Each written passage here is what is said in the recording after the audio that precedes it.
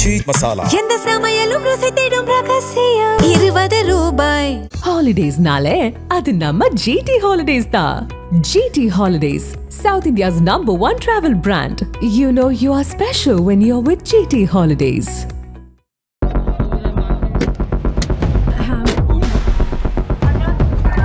बाहर से anti social हमको इतना गाड़ी को अटक किया अगर हम गाड़ी का काट தமிழ்நாடு மாநிலத்துடன் மேற்கு வங்கம், புதுச்சேரி, கேரளா, அசாம் ஆகிய 5 மாநிலங்களில் நடைபெற்ற சட்டமன்ற தேர்தல்களில் பெரும் ஆட்சி மாற்றங்கள் ஏற்பட்டுள்ளன.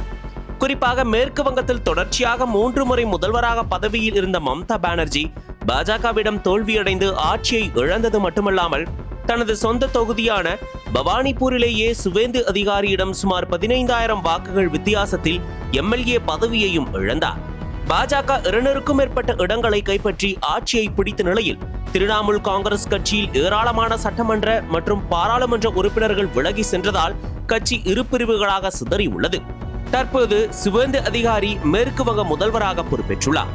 இந்த பின்னணியில் போலீஸ் காவலில் உயிரிழந்ததாக கூறப்படும் திரிணாமுல் காங்கிரஸ் தொண்டர் பிர்ஜு கியோட் வீட்டிற்கு செல்ல வடக்கு 24 பர்கானஸ் மாவட்டத்தில் உள்ள அலிசஹர் பகுதிக்கு முன்னாள் முதல்வர் மம்தா பானர்ஜி நேற்று சென்றார். பாதிக்கப்பட்டவரின் குடும்பத்தினருக்கு ஆறுதல் தெரிவிக்க சென்றபோது அவரது வெள்ளை SUV-யை அடையாளம் தெரியாத சில மர்ம நபர்கள் சூழ்ந்து கொண்டனர். அதன்பின் மம்தா பானர்ஜியின் கார் மீது சேறு பூசியதுடன் காலணிகள், தண்ணீர் பாட்டில்கள், செங்கற்கள் மற்றும் கற்களை வீசி தாக்கினர். இதனால் அப்பகுதியில் பெரும் பரபரப்பு ஏற்பட்டது.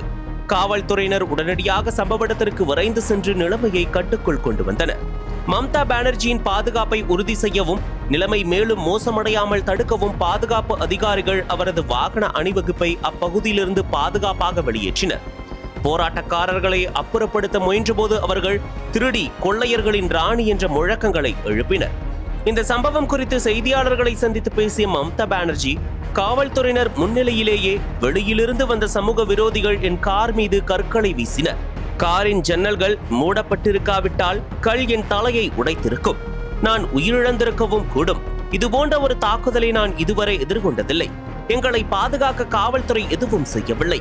அவர்கள் பாஜகவினருக்கு மட்டுமே பாதுகாப்பு அளிக்கிறார்கள். இது ஒரு சதி என்று பரபரப்பான குற்றச்சாட்டை முன்வைத்தார். चैनिकल हुआ है, मेरे को गाड़ी में बड़ा बड़ा पत्थर मारा गया. बाहर से एंटी सोशल पुलिस का सामने में आके हमको इतना गाड़ी को अटक किया अगर हम गाड़ी का कांच शीशा खुला रखता तो हमारा माथा फाट जाता, हम लोग सब मर जाता. ऐसा पुलिस का सामने में हुआ. हम कभी ऐसा हमला नहीं देखा. क्या कर रहे हैं? इतना पुलिस बीजेपी को प्रोटेक्शन दे रहा है. आप कैसी अभी कैसी है? ठीक है.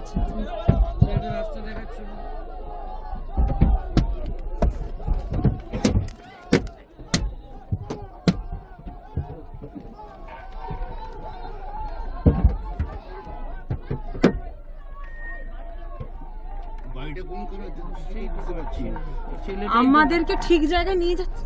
তুই লোকেশনটা দেখতে পাচ্ছিস? কে মারলো এটা? তুই লোকেশনটা দেখতে পাচ্ছিস? হ্যাঁ.